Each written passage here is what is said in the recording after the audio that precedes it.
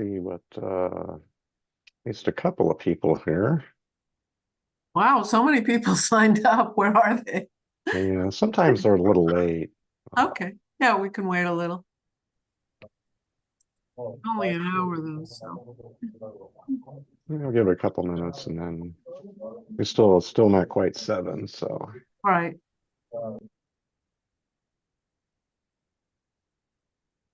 hi everyone, welcome. What's going on? Oh, I see. There we go.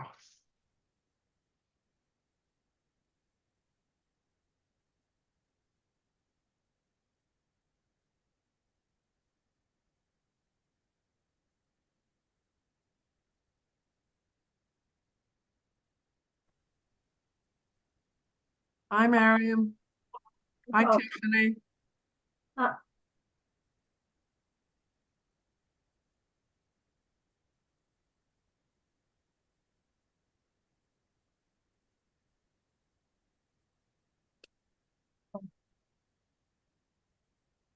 Yeah, people are Hi, trickling Brenda. in.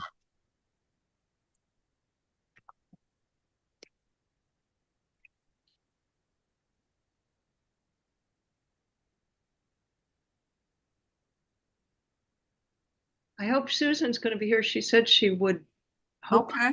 Well, Yeah. we'll see. We shall see. Yeah.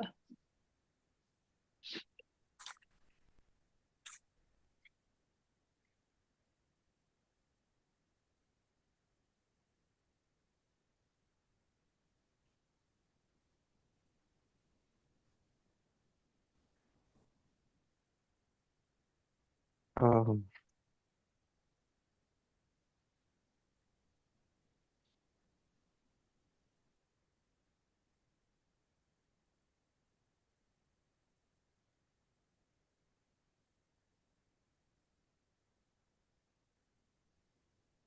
We'll give it another minute or two.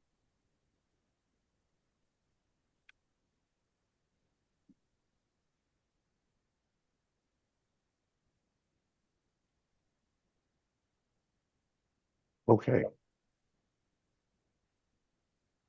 Well, meantime, before we get started with the official doings of tonight's event, just wanted to welcome everybody for joining us tonight for the Road to Haibun. Hope I pronounced that correctly. It's a workshop presented by Cheryl Fish, who's up in the upper left corner of my screen and probably yours too. Um, I am Tim. I'm the co-host of Art in the Basin. The other co-host is Amy Joy Roboto, who's lurking as AITB. So that's what AITB stands for, Art in the Basin. We're a series that it's going on its 8th year now of existence. We started out with an open mic in the Bronx, and we've expanded to do sort of one-off special events like poetry slams. And we have done a series of workshops now. In fact, Cheryl has done one before with us. So we're grateful for her to return. Um, and That's basically who we are. Like I said, we're based in the Bronx, New York. Been doing a reading series at Monomore Coffee and Wine, which is in the Kingsbridge neighborhood, just off of the 1 train, if you're familiar with the 1 train.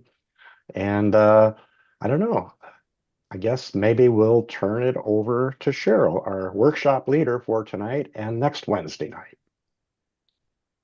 Thank you, Tim. Welcome, everybody, to A Road to Haibun. So we only have an hour together. So I will just have you say very briefly what your experience is with either haiku or haibun. And if you have none, that's great. Doesn't matter. So maybe just say a couple words about what interests you about this form. Let's start with Jane. Jane, can you unmute yourself?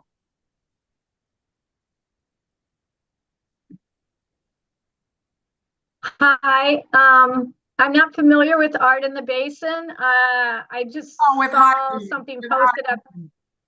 I'm asking about with haiku, haibun. What if you have any familiarity with the form? Yeah, I have no experience writing it. I lived in Chicago and I went to the Poetry Foundation and I saw something there about it and I looked into it and I thought it was very interesting. And I was so glad to see something posted about this at the Kalamazoo Writers I Facebook page. posted it there. So are you from Michigan then? Yes, I'm now in Michigan. Okay, wonderful. Brenda. Yes, I'm in Massachusetts and I have a little bit of experience with haiku over a long period of time and no experience at all with Haibun. Okay. Christina. Can you unmute?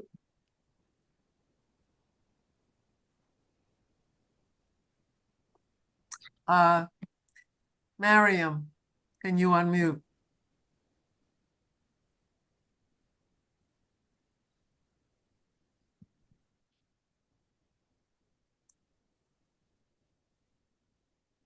People are having trouble unmuting, I'm seeing here. I don't know why that is. So if people can't unmute, then I guess we'll just get started. But I wanted to just say hi, have you all say a little bit about what draws you to haibun, or haiku. So whoever wants to unmute, James, Tiffany, Deborah, Christina. I muted it. Do you hear me? Now I can hear you. Go ahead. Ah, that's interesting. Well, I love haiku because I've taught it to my both college students and high school students, and I like Bashu's work. Um, but I don't know anything about haiku. Okay. I'm interested. Anyone else? Anyone else? I'd also love it if you would turn on your camera. I just think it's more intimate if we can see each other since we're a small group. Okay, so I'm gonna share my screen and get us started.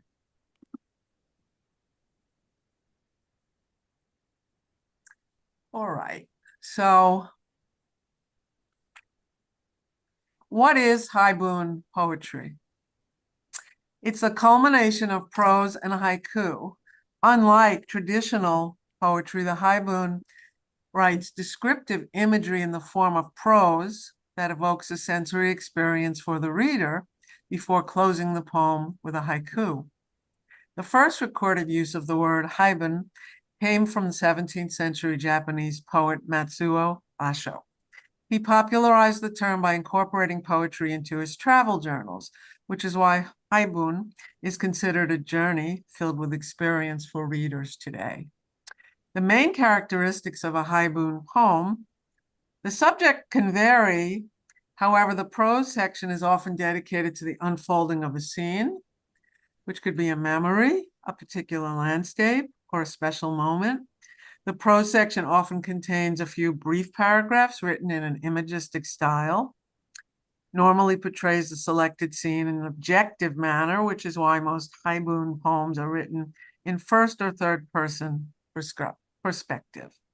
The closing haiku appears at the end of the composition, traditionally, though sometimes it can be placed in the middle and is a thematic conversation with the prose section. It either serves as a closing statement, juxtaposition between ideas, or a philosophical innuendo that deepens the meaning of the poem. 4 simple guidelines. We will not be rigid about them. So really, you can take liberties with these rules because I think, sometimes where you want to go isn't exactly within the rules, but I just want you to know what they are. So avoid writing in the personal, that is using personal pronouns, and look outside of yourself. Concentrate on sensory details. Use some kind of seasonal word or phrase that alludes to a season.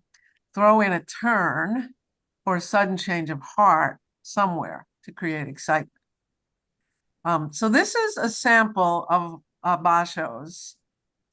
Narrow Road to the Deep North is his famous book of Haibun, but I wanted to just show you a short example. His vary in length, so they can be short or they could be long. I walk the north end of the lake this time every summer. Listen to the murky green waters slap up against the weather-beaten dock. In the distance, the sound of children skinny dipping. And then here's his haiku. From a navy sky, sound of cicadas calling, full moon on the rise. And I wanted to show you some examples, modern examples of Haibun, so you can see that it has really can go in many directions. I'd like someone to volunteer to read this one. This one's about a cat, so I'd love it if one of you would volunteer to read this. Okay. Oh, What is it? Amanda? Okay, great, thank you. um, Hanging Loose by Terry L. French. It's called the primordial pouch. It's a normal part of a cat's anatomy, varying in size from cat to cat. My cat's is rather large and has gotten saggier as she's gotten older, swaying and jiggling as she walks. It's there to protect the cat's internal organs during a fight, as they tend to aim their sharp claws at soft belly flesh. The more padding there is, the more likely a cat will escape unscathed, or at least with only minor injuries. Looking at my own senior spread, I think, should I ever find myself in a cat fight with a female of my own species, my vitals would remain intact. And the haiku, happy hour, a table of women in mom jeans. Okay, so anyone want to comment on what this writer is using the Haibun to reflect upon? What she's doing here? It's a reflection upon aging, but also empowerment. Yes, and using the cat, using the comparison with the cat and the cat's anatomy, it makes it strong. And the description, right? Saggier, swaying and jiggling, but that it actually has a purpose, right? To protect the cat's internal organs. That padding is a protective shield for the cat, because cats do fight, right? Especially if they're outside. So it's using this thing that most humans are unhappy with their bellies, I would say. Right? Humans, especially as you get older, and you notice you're getting more of a belly. So this is using the cat in the way that the belly is protection, to say that we should accept, right? That we should accept our bellies. And yes, and the happy hour is a table full of women in mom jeans, and it's the happy hour. So right, it's a time when people are relaxed and not worrying too much about their bodies. So I think it's got some interesting tension, and it's fun. Yeah. Okay. Can someone else? The next one is a little longer, and it has the writer's explanation. Could someone else read this one? Oh, which one? Mariam? Yeah, I can't see it. Oh, I'm sorry. I have to scroll down. My bad. Oh, yes. There we go. Okay. The last time we spoke, you called to make amends. Back then, you didn't have a phone, but you called me from payphones all over the city. You called me all the time. I was at your mercy. You called me one night just before midnight to tell me, so I'm talking to Kim about the divorce papers on the phone outside 7-Eleven tonight. And I'm wearing my Tiger t-shirt. Tigger. And Tigger. Yes, Tiger t-shirt. And this girl walks by and says, "Hey, I like tiger too," and flips up her skirt to show me a tiger tattoo on her thigh. I followed her home just to find out where she got it. Cigarette break, the long story that goes with the scar. I Okay. like it. Oh, sorry. Go ahead, you can read it. I like to think of the prose part of a haibun as a sort of chicken bouillon cube. Anyone who has tasted it knows this super sharp sting of salt and intense flavor. However, drop the bouillon into a pot of boiling water. Soup. Tasting the soup is both the haiku and reward. It should be a still flavorful imagery combined with word should still prevail, but it is decidedly and thankfully more dilute. And the best soups satiate and fill, making us remember the taste long after we leave the table. Thank you. Sure. So any comments on this, Haibun, that we just I thought read? that was very funny because it reminded me of the time that I would call from outside the phone. And so it relates to the cigarette break, the long story. I mean, it's just some kind of a connection. Hmm. I see it somehow. So it starts off with getting a call from someone who's going through a divorce to try to make amends, but then it shifts over to the Tigger t-shirt and the girl who makes the comment about liking Tigger. So it changes direction, right? To being about the connection with the stranger that has on the same that likes the same thing that's on the shirt. Mm. So it kind of takes the last time we spoke, not about the relationship, but into this new and strange connection, right, with the person that has the Tigger tattoo on the thigh. Yeah. So it's kind of strange, and explanation is diluting, is taking something strong like a relationship that's breaking up or going through a divorce. There'd be a lot of bitterness, right? But to dilute the cube, it goes in a different direction to something much lighter and a connection instead of a disconnection. So these are, so these are two examples of modern Haibun. So, they're not really involving seasons, and they're not about travel, but they're about connections with other beings, and different forms of connections. Okay, so now you're going to write a Haibun, and we don't have a lot of time, and I'm not going to give you a lot of time. I'm going to give you only 10 minutes, 5. Well, first we're going to prepare. So first we're going to prepare to write the Haibun, and do some free writing to get some material that you may want to use. But then you're actually going to spend some time drafting one. And then, we'll have time to share them with each other if we want to. And then I'm going to show you an example of one that I wrote. And that's what we'll be doing the rest of the hour. Okay, so, the first thing I want you to do is to select the subject or experience that you want to explore. It could be a personal memory, a nature scene, part of a journey, or any other moment that holds significance for you. So the way I'm going to have you do this is to free write a list of 5 topics quickly that may include any of these things: a travel experience, a place in nature you long to return to, a key moment of loss in a relationship, a memory that needs clarity, a discovery you wish to reflect upon, a person you cannot figure out.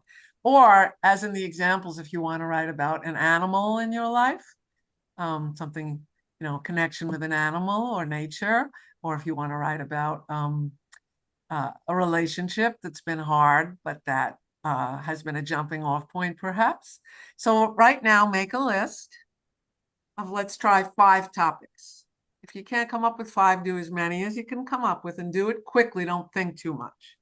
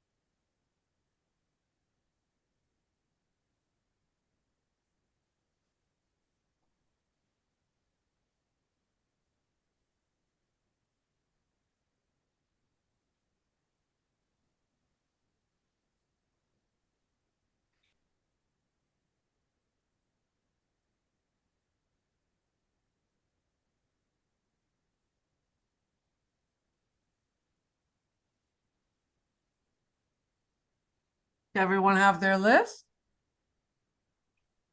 Everyone have their list? Deborah? Yeah, okay. So I'd like everyone to put one of your topics in the chat. So the one maybe that that you think has the most energy for you, that you feel the strongest about. And I'm gonna put one of mine in there too.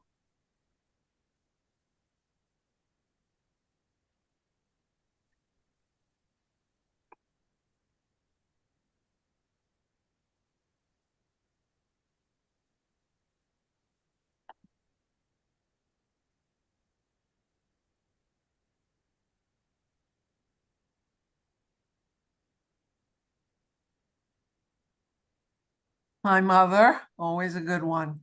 Cold feet, why some friendships fade over time. Nature overlays the cityscape. Biking the top of snow on the bridge over the Red Cedar. Wonderful. These are all great. These are all wonderful. Okay, so maybe now close your eyes. Close your eyes and reflect on the topic that draws you the most. You may use a topic of your own, or you could take someone else's from the chat. So let's just close our eyes. Think and let.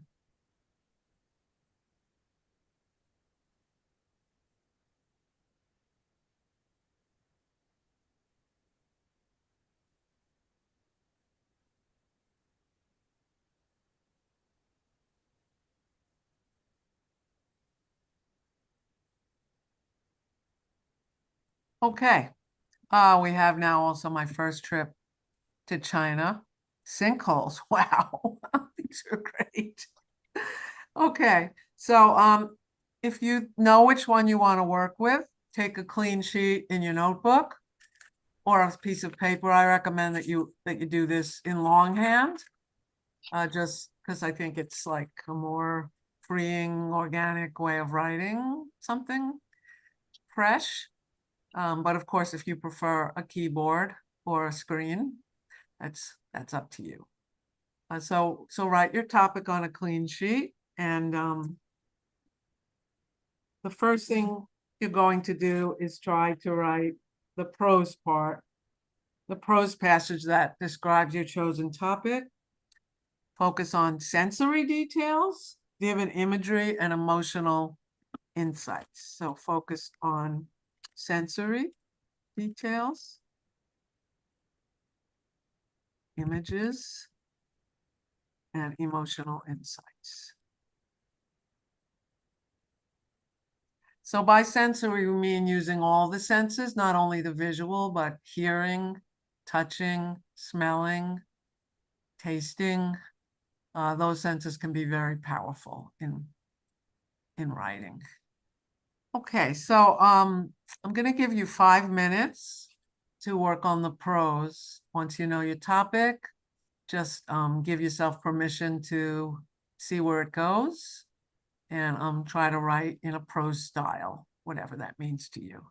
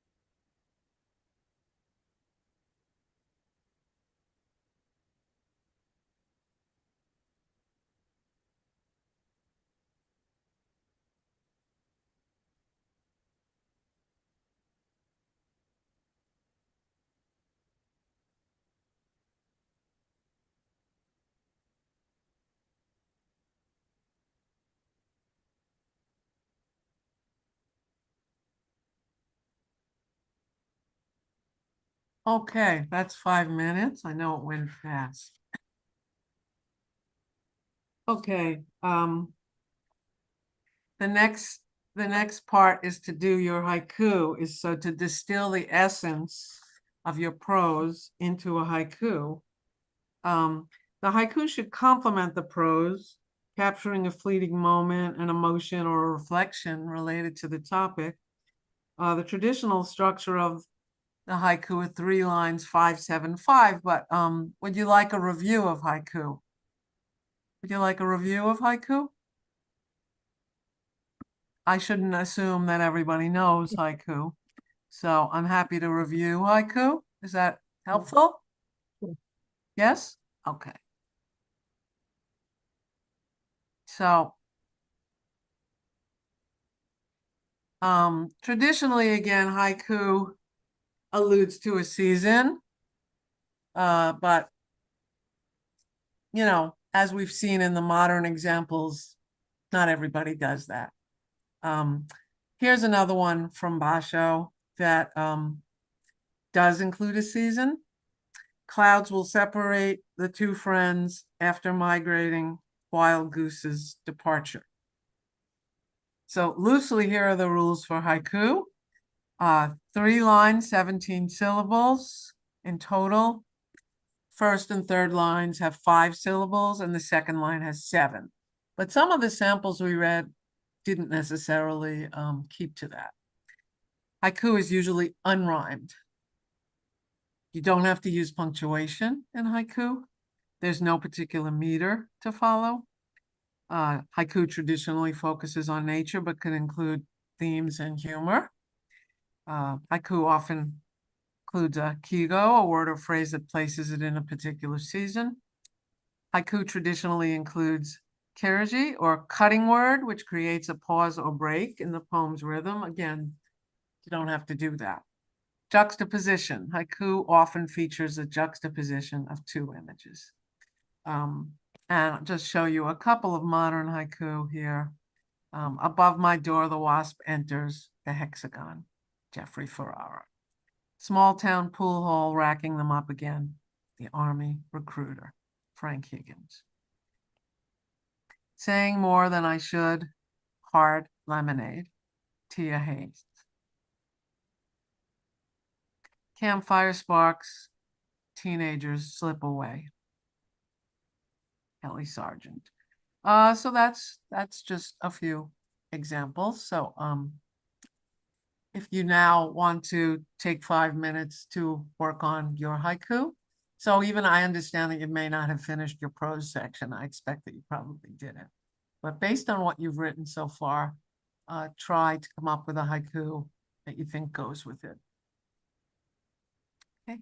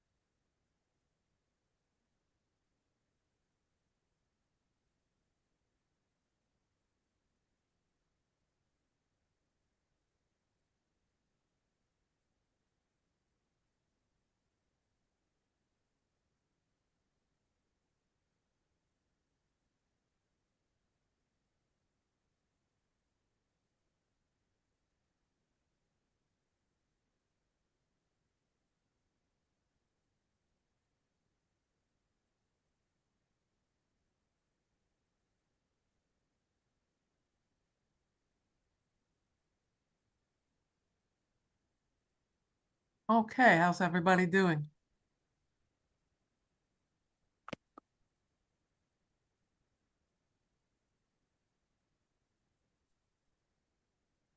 Everybody come up with a haiku that goes with their, great. So we can, you can share either to talk about the process for you, how it was, or you could share what you wrote if you want. Next time I'm gonna, you'll have time to perhaps type it up and share it possibly by sharing your screen or by putting it in the chat. But this time let's just read them if you'd like. So if you want to share like either the process or what you wrote, you can raise your hand. Miriam. I don't know, I just thought of reading it. Um, so I'm going to read the prose first and then the haiku. Okay. My mother hugged me so tight that I could hardly breathe, but I didn't mind it. It had been a while since I had last seen her.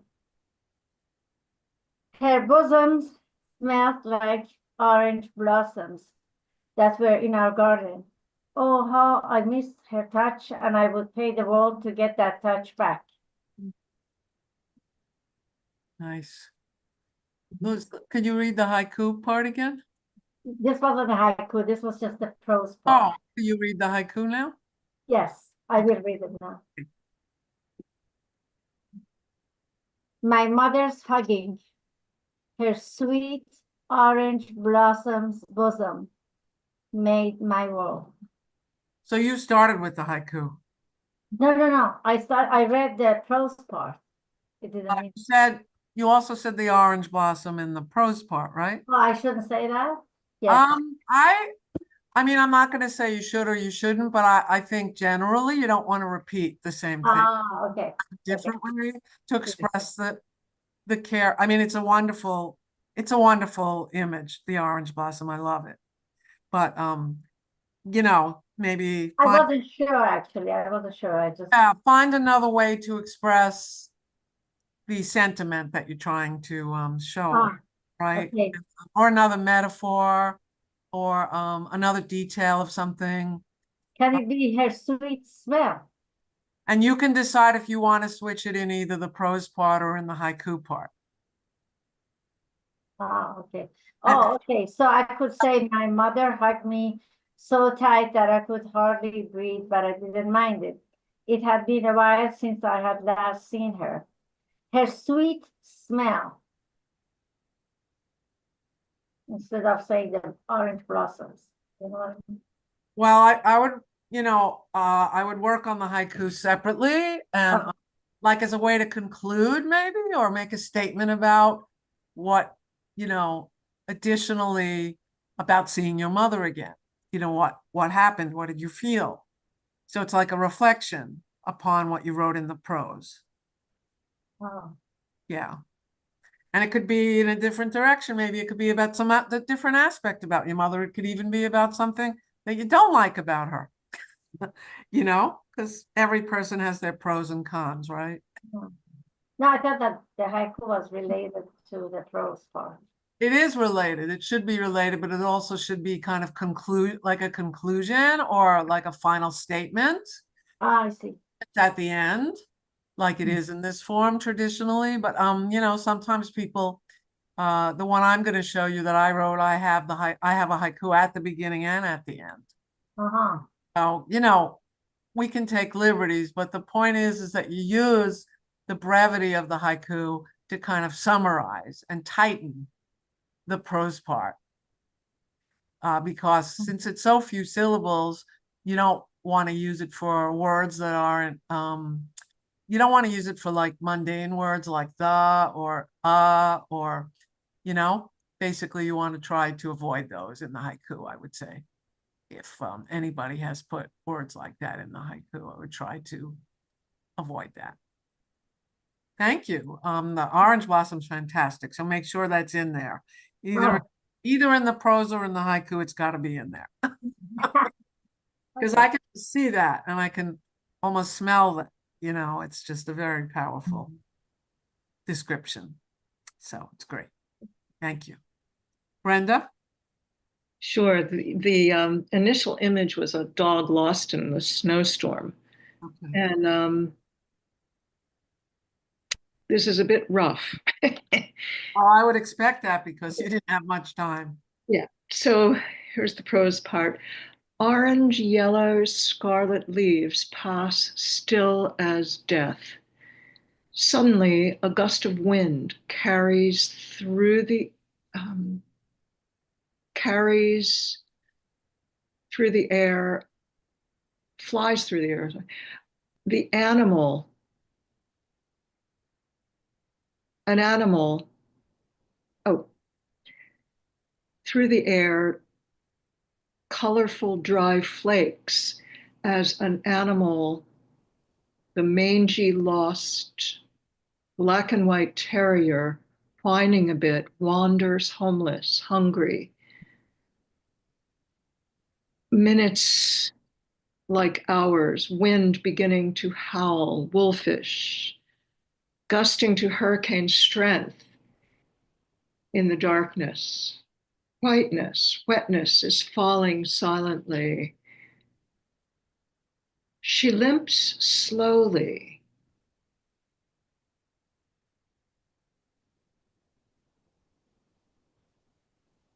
Bitter fruit, a half, she finds bitter fruit, a half frozen, discarded pumpkin under cover of the ancient buttonwood tree.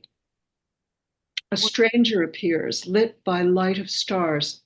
Crescent moon gleams faintly. The hooded woman has a bag of something. Is it food? The figure stoops, talking softly to the limp, half-lifeless dog.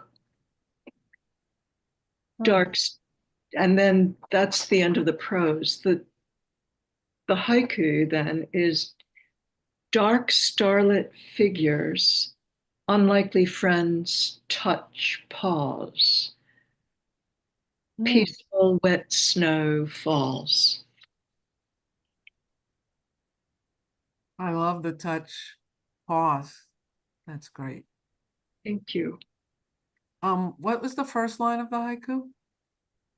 Dark, starlit figures. Starlit. Why starlit? There's light against the dark for contrast.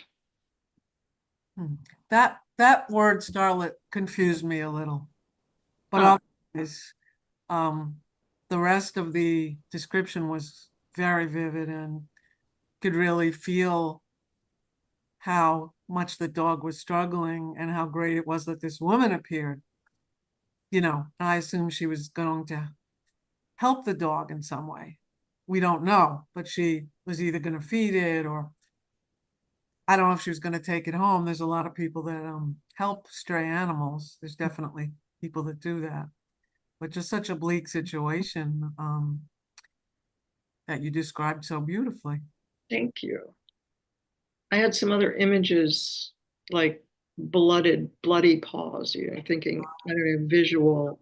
I liked early on in the prose when you talked about the dog being like mangy. Did you say mangy? Yeah, mangy. That says a lot, mangy. Mangy says a lot. Yeah. Mm. And that it was a terrier, that was helpful because at first you just said animal, it was very vague. And then, but I liked when you said terrier, because then like we could visualize the kind of dog that it was.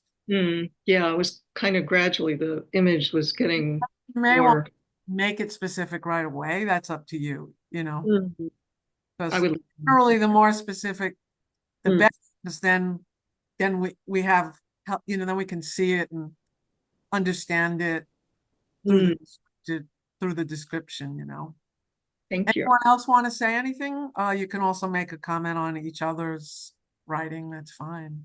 If you have comment or something you want to say. Does anyone else want to read theirs or discuss the process for you?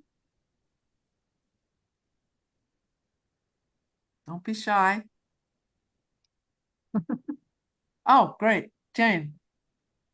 I think I did mine wrong, but I'll read it anyway. This is based on something I read today in the news. Great. The woman parks behind a carpet store, closed, and leaves the car with her granddaughter strapped into the car seat. She shouts, "Tipsy, tipsy, muffin pie," and again, "Tipsy." She is looking for her cat, lost in the night in the snow. But before she can get too far, she ... and here's the haiku: sinkholes in the night, down, down into the darkness. She is gone for good. The whole car fell into the sinkhole with the baby in it? No, she fell into the sinkhole. Oh, They're looking for her in Pittsburgh, outside of Pittsburgh. oh my God. They're excavating to find the woman. So the woman was on the way to check the car and then she fell into the sinkhole. For the cat. She was looking for the She cat. was looking for the cat. I'm sorry. She was looking for the cat. The cat was in She the was looking car. for her cat, lost in the night in the snow. Okay, so you started with a car though. I think that threw me off. The woman So parks behind a carpet store, closed, she's and leaves the car. she leaves the car, she's parked. Then she sees the cat.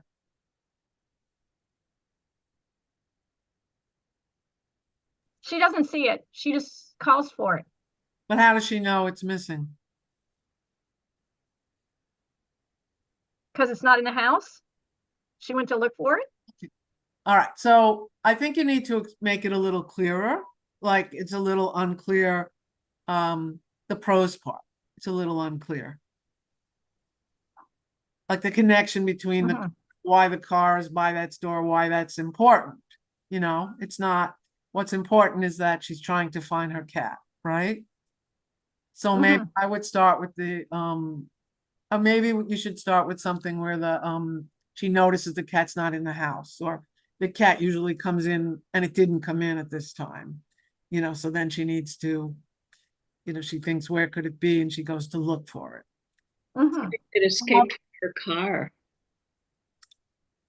Well, but did it escape the car, or did it is, you know, or it wasn't in the house and went looking for it? That's what I'm confused by. So it needs clarification. Yeah, because if the car is not important, then I would just leave the car out totally. If the car is important, then I would put it in. The main thing is that this woman falls into a sinkhole while she's looking for a cat. That's just terrifying. But I like the way you put that in the haiku. I think that was great. So like you're going to use the prose part to set it up, and then you're going to use the haiku for the sinkhole. I think that's really great. You just have to figure out what needs to be in the prose part and what doesn't need to be in there. And maybe she's terrified for her cat. She loves her cat, right? So, you know, her affection for the cat, her desire to find it, you know, try to maybe get into her feelings a little bit, her emotions, you know, but definitely put the sinkhole in the haiku. That was just great and surprising. Yeah. Yeah. That was a powerful ending. Yes, really great. So I would just work on the prose part, you know, and think about what you want to set up, you know, how you want to set it up. And yeah. I thought the last line of the haiku, Yep. the first three words of the last line, could you read that again? The last line of the haiku, she is gone for good. Was that it?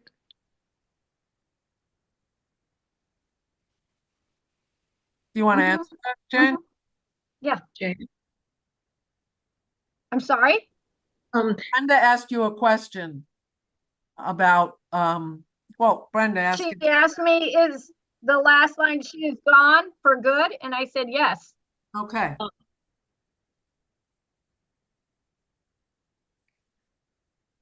maybe she's, The woman fell in the sinkhole, not the cat.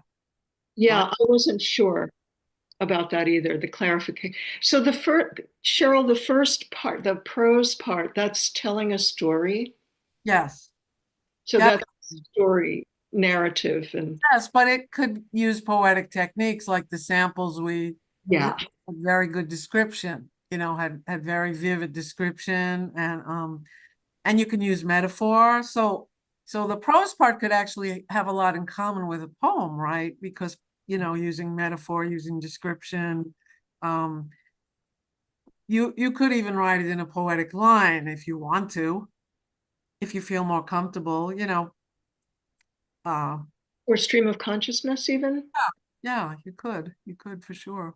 Yeah.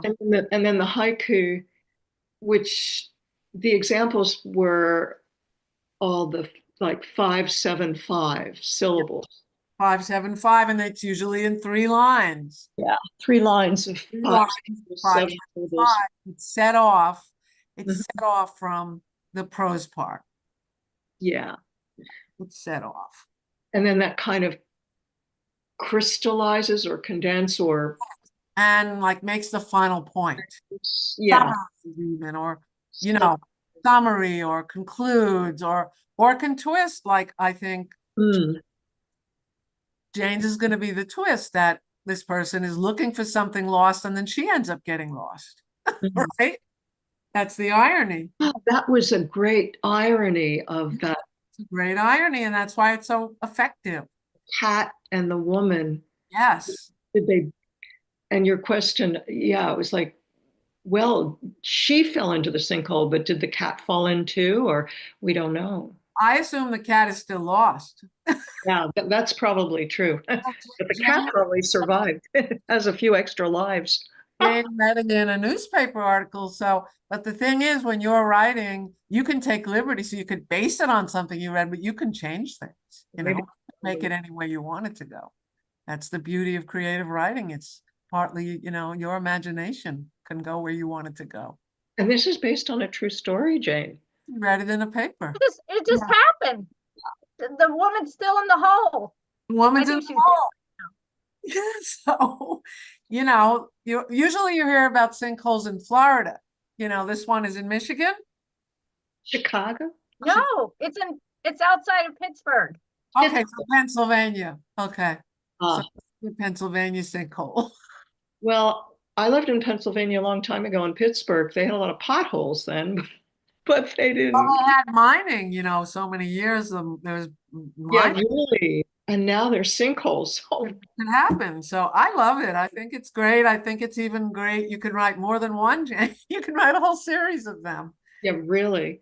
Um, Sinkholes.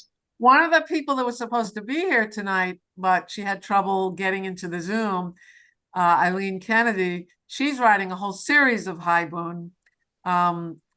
And next week, I'm going to show you the first one from her series, because she's using it to write like a whole story about how her parents met and their relationship. So if you like the form, certainly, and Basho, his were a series, but his were mostly about his travels, but he's the one who developed this form. So if you like the form, you can actually write a number of connected ones, related to the same topic. So I encourage that if you get into a rhythm with it, or you're having fun with it, or you could see that you could do multiples, why not? Give it a shot and see where it takes you. I'm going to show you one of mine that so far I have two on this topic, and I'm only going to show you the first one.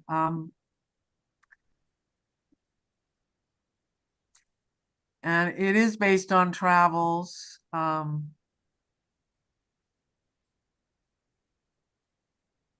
And I used two haikus in mine, and I put the haikus in italics to separate them from the other part.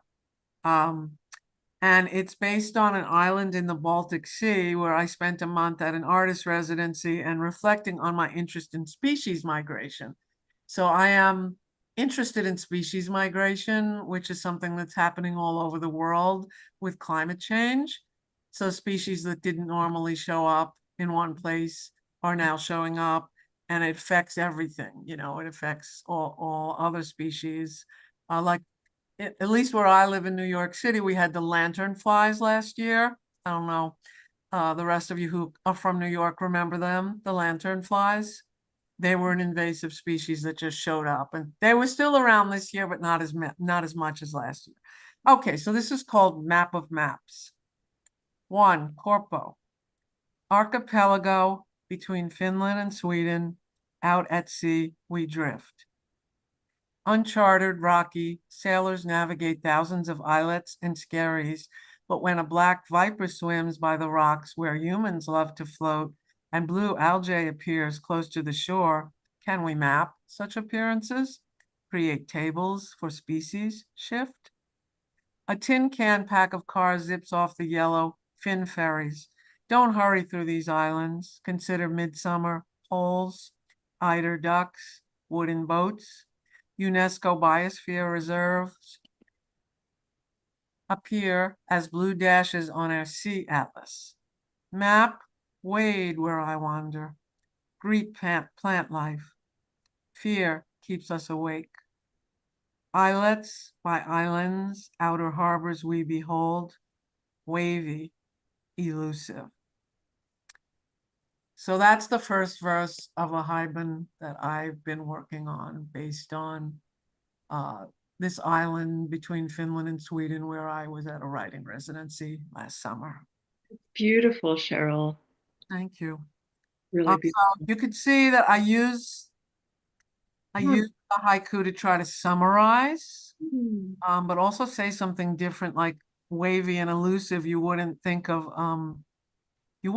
islands as wavy and elusive. So it's a metaphor that I'm using. And then here, archipelago is great. It's one word and it's the 5 syllables. So sometimes, you have the whole 5 syllables just be taken up by the one word. And that's what happened here. So the homework for next week, of course, you don't have to do it, right? But you're not being graded, but write at least one haibun based on your list of topics. Or if you like I love the topics that everybody came up with. I could see using everybody's topics because I thought they were great. Or come up with another topic. Try experimenting with the prose and the placement of the haiku, or using more than one in order to place emphasis on the subject or condense its essence. Try placing a twist in your concluding haiku. If you'd like, type one of them to share.